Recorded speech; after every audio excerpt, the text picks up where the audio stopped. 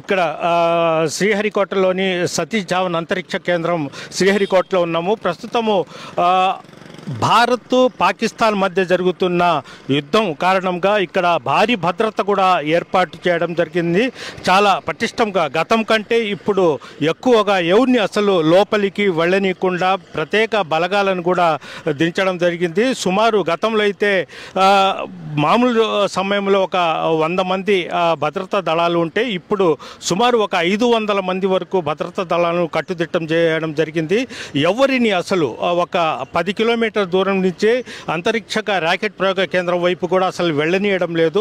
అదేవిధంగా సముద్ర తీర ప్రాంతాల్లో కూడా గస్తీ ముమ్మరం చేయడం జరిగింది.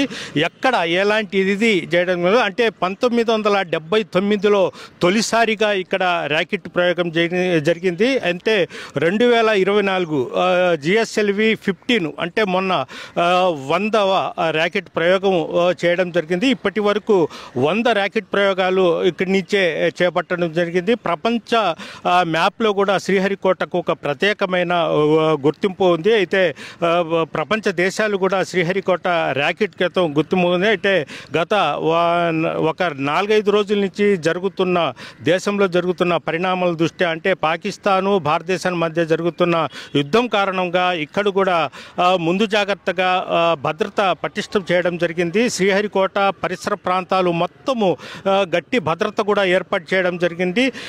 ఇక్కడ ఎలాంటి అంటే కొత్త వ్యక్తులు వచ్చినా కూడా ఇది చేయడం లేదు.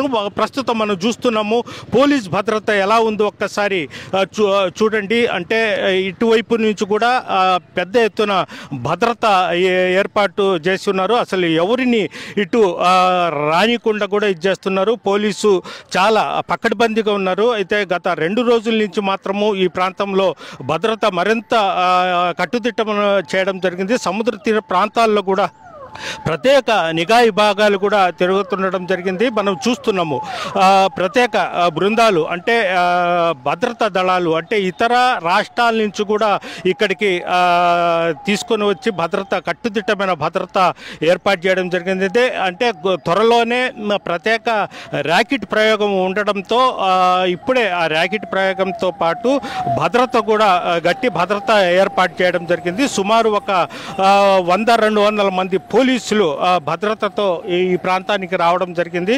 అయితే కొత్త వ్యక్తుల్ని ఎవరిని అసలు ఈ ర్యాకెట్ ప్రయోగ కేంద్రానికి కూడా ఎవరిని అస్సలు రానివ్వడం లేదు.